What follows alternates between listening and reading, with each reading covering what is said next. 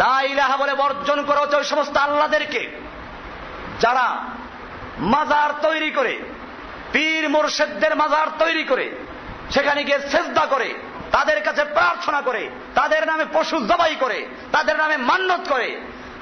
এই সব করব কার জন্য? কোরবানি করি কার জন্য? আমরা মান্যত করি কার জন্য?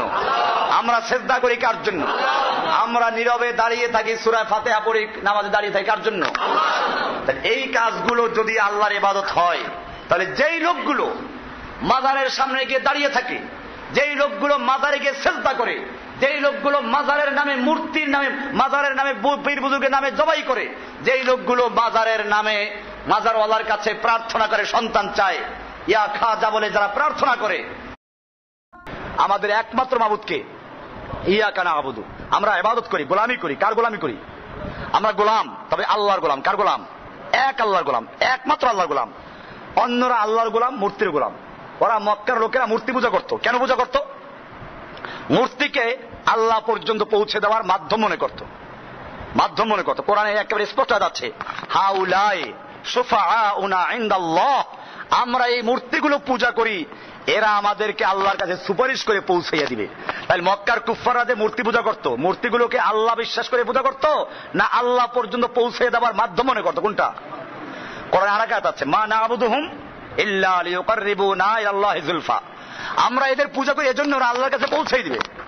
তাহলে একই কারণে, যদি এই কারণে মূর্তি পূজা করলে তারা মুশরিক হইয়া যায়, একই উদ্দেশ্যে যারা আমাদের দেশে পীর সাহেবদেরকে পূজা করে মাধ্যম রূপে, তারা কি মক্কার কুফফারদের মতো মুশরিক নয়? এইবার চিন্তা করতেছেন কি বললো এটা? মা সামিনা কত্তু, মক্কার কুফফাররা আশ্চর্য হয়ে গেছিল। আমাদের দেশে এই কথাগুলো আশ্চর্য হয়ে যায়, তাও এমন বলা বলছে। কারণ এত বড় বড় পীর কি বলে এটা? এটা আশ্চর্য হওয়ার কথা, কারণ এগুলো শুনতে শুনতে আমার দেশে বুঝায় দুনিয়ার জজের কাছে যেমন কোনো কিছু বলতে হলে উকিল ধরতে হয়, ঠিক এরকম আল্লাহর কাছে কিছু বলতে হলে কি লাগবে? উকিল লাগবে। সেই উকিলগুলো পিসাব। ওই শয়তানের একজন জিজ্ঞেস করেছিল, শয়তানের ডায়েরিতে পড়ছিলাম একবার, যে জিজ্ঞেস করো শয়তান, একটা লোক সারা জীবন অন্যায় করেছে, সুদ খাইলো, ঘুষ খাইলো, মদ খাইলো, এখন জীবনের শেষ পর্যায়ে বুড়ো হয়ে গেছে, বউর কাছে মূল্য নাই, ছেলে মেয়ের কাছে মূল্য, ওরা বিয়ে করে এখন বউরের মূল্য দেয়, শ্বশুরকে আব্বা ডাকে, শাশুড়িকে আম্মা ডাকে, ও এখন মস্তিদিকে ঢুকছে, এখন বুঝছে যে আল্লাহ ছাড়া কেউ নাই, তুই ওরে ধোকা দাও কেন? ও তো সহজে ফিরবে না। শয়তান কাছে খুব সহজ, ওকে গিয়ে আসতে বুঝাই, বেটা দুনিয়ায় একজন জজের কাছে বলতে হলে উকিল ধরা লাগে, তো তুই সারা জীবন পাপ করেছিস, অন্যায় করেছিস, গুনাহ করেছিস, তুই কি আল্লাহর কাছে ডাইরেক্ট বললে আল্লাহ শুনবে? একজন উকিল ধর, একটা পীর ধরাই দেয়, এরপরে আমার বাকি কাজগুলো পীর সাহেবই করাই সারে। তারপরে আল্লাহ থেকে সরাবার জন্য বাকি যে কাজ সব করাই কে? পীর সাহেব তরিকায় ঢুকিয়ে দিল। আল্লাহ তাআলা বলেছেন দুইটা জিনিস নিজের উপর ওয়াজিব করেছেন। কয়টা জিনিস? দুইটা জিনিস। এক হচ্ছে, যে ব্যক্তি আল্লাহর সঙ্গে শিরিক করবে না তাকে জাহান্নামে দিবেন না, আর যে ব্যক্তি আল্লাহর সঙ্গে শিরিক করবে তাকে জান্নাতে দিবেন না। তাকে জান্নাতে, কোরআনে স্পষ্ট আছে, ইন্নাহু মান ইউশরিক বিল্লাহি ফাকাদ হাররামাল্লাহু আলাইহিল জান্নাহ, যে ব্যক্তি আল্লাহর সঙ্গে শিরিক করলো আল্লাহ তাআলা তার উপরে জান্নাতকে হারাম করে দিয়েছেন। কি করেছেন? জান্নাতকে হারাম করে দিয়েছেন। কাজী তুমি যত উপকার আমার করেছো কাজ হবে না। আবু তালেব বুঝতো সবই। শেষ পর্যন্ত মক্কার নেতারাও ছিল, তারা বলল আবু তালেব শেষ পর্যন্ত ভাতিজার ইসলাম গ্রহণ করবা, বাপ দাদার ধর্ম ত্যাগ করবা, মক্কার নেতারা তোমাদেরকে তিরস্কার করবে, মক্কার মেয়ে লোকরা তোমাকে কাপুরুষ বলবে। শেষ পর্যন্ত আবু তালেব মারা গেল, ইসলাম গ্রহণ করার তৌফিক হলো না, লা ইলাহা ইল্লাল্লাহ সাক্ষী দিল না। আল্লাহর নবী আবু তালেবের মৃত্যুর পরেও দোয়া করতে লাগলেন। তাফসীর ইবনে কাসির খুলে দেখবেন, আল্লাহর নবীর চাচা আবু তালেব মৃত্যুর পরেও দোয়া করতে লাগলেন, আর বললেন আমি ততক্ষণ পর্যন্ত দোয়া করব যতক্ষণ পর্যন্ত আল্লাহর পক্ষ থেকে নিষিদ্ধ না হব। এরপরে আয়াত নাযিল হয়ে গেল, ইন্নাকা লা তাহদি মান আহবাবতা, হে নবী আপনি যাকে পছন্দ করেন, যাকে ভালোবাসেন, আপনি তাকে হেদায়েত দিবেন, এই ক্ষমতা আপনাকে দেওয়া হয় নাই। ওয়ালাকিন্নাল্লাহা ইয়াহদি মান ইয়াশাউ, বরং আল্লাহ তাআলা যাকে ইচ্ছে করেন তাকে হেদায়েত দিবেন। হেদায়েত দেওয়ার মালিক কে?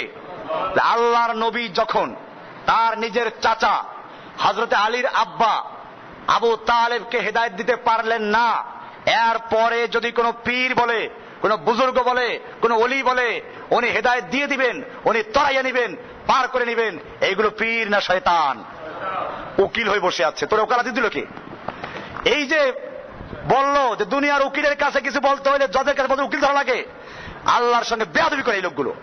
আল্লাহকে একটা জজের সঙ্গে তুলনা করেছে। একটা জজ, ওই বেটা নিজের কোনো ক্ষমতা নাই, আইনের অধীনে পরিচালিত, বিচার করতে গেলে সাক্ষী লাগে। আল্লাহ কেমন হাকিমিন, সাক্ষীর প্রয়োজন নেই, আল্লাহ তারা নিজে যথেষ্ট, আল্লাহ তারা কারো কাছে জবাবদেহি করতে বাধ্য নন, ওরা সবাই বাধ্য। এই লোকটাকে তুলনা করলো কার সঙ্গে? আল্লাহ তারা সব জানেন, ওরা কিচ্ছু জানে না। আল্লাহ তারা কোন উকিল নিয়োগ দেন নাই, ওরা উকিল নিয়োগ দিয়েছে।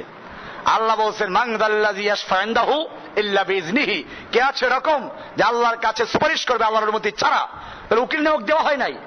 ওটা কিয়ামতের মাঠে হিসাব নিকাশের পরে যাদের জান্নাতের ফয়সালা হয়ে যাবে তাদেরকে আল্লাহ পারমিশন দিবেন, তারপরে সুপারিশ করতে পারবে। তা আবার মন গড়া সুপারিশ করতে পারবে না। কোরআনে বলা আছে ওয়ালা ইয়াশফাউনা ইল্লা লিমান ইরতাদা, সুপারিশ করবে ওই লোকদের জন্য যাদেরকে আল্লাহ নির্বাচন করবেন। তাহলে আল্লাহ তাআলা যাদের ব্যাপারে বলবেন এই কোয়ালিটির লোকদের সুপারিশ করো, ওদের জন্য করতে পারবে। তাহলে সুপারিশ করনেওয়ালার অনুমতি দিবে আল্লাহ, কার জন্য করবে তাও নিয়োগ করবেন কে? এরা কিসের ঠিকাদার হলো? এরা কিসের উকিল হলো? এই বেটা নিজে যে মাপ পাবে তার কোনো গ্যারান্টি আছে?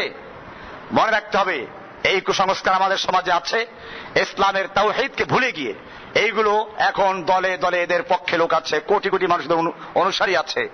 আপনারা কোরআন হাদিসকে যাচাই করবেন, তারপরে আমরা এই বিষয়গুলো খেয়াল রাখবো।